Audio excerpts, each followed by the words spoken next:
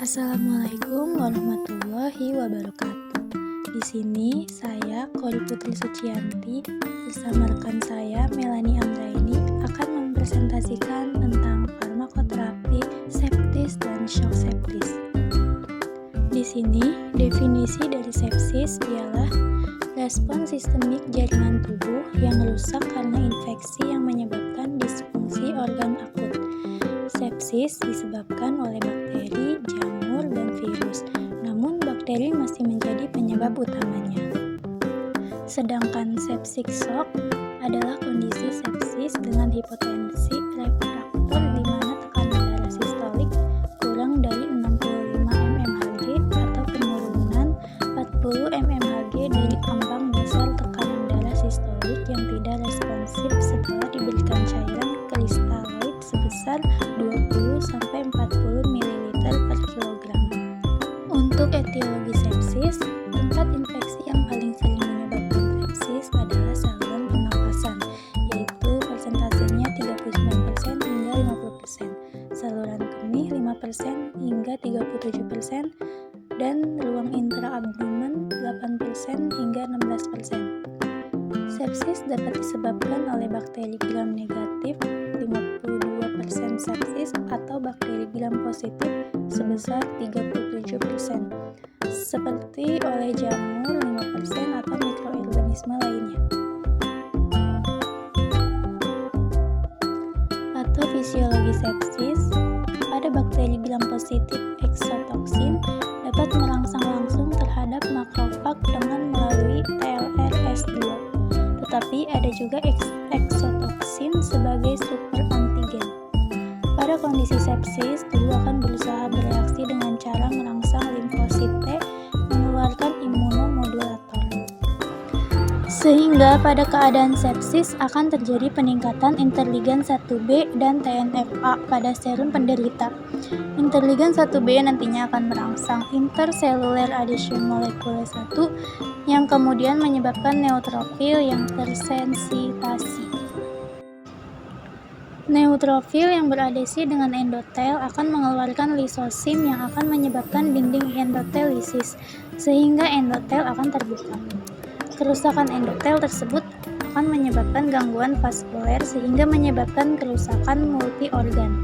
Trombosis dan koagulasi dari pembuluh darah kecil bisa mengakibatkan shock septik yang bisa berakhir pada kematian. Persentase klinik pada tanda dan gejala sepsis dini dan lanjut ditentukan pada tabel berikut.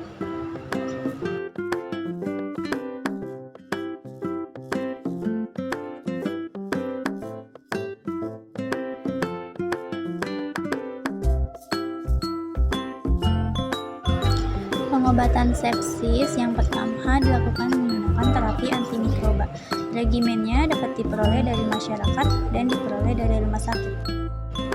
Untuk jenis infeksi sepsis yang dapat diterapi menggunakan antimikroba yaitu pada saluran kemih, saluran pernafasan, intraabdominal, kulit atau jaringan lunak, catheter related, dan yang tidak dikenal.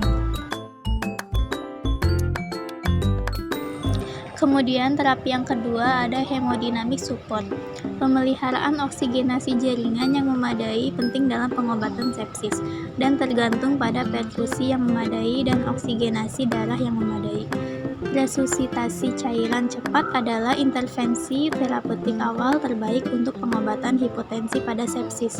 Pemberian cairan harus dititrasi sampai titik akhir klinis seperti denyut jantung, urin output, tekanan darah, dan status mental.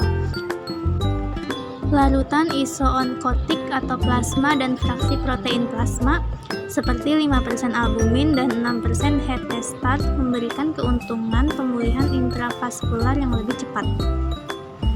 Kemudian yang ketiga ada terapi inotropik dan obat vasoaktif.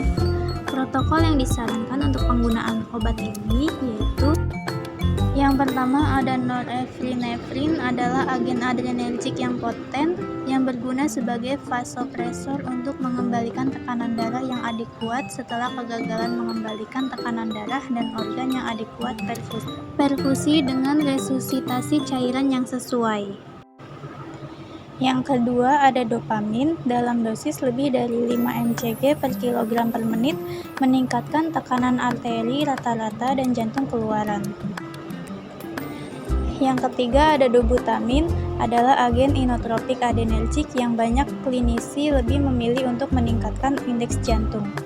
Dan yang terakhir ada epinefrin, meningkatkan klorida dan menghasilkan penyempitan vasokonstriksi perifer. Ini dicadangkan untuk pasien yang gagal menanggapi terapi tradisional untuk menjaga tekanan darah. Terima kasih yang telah menonton video kami, semoga bermanfaat.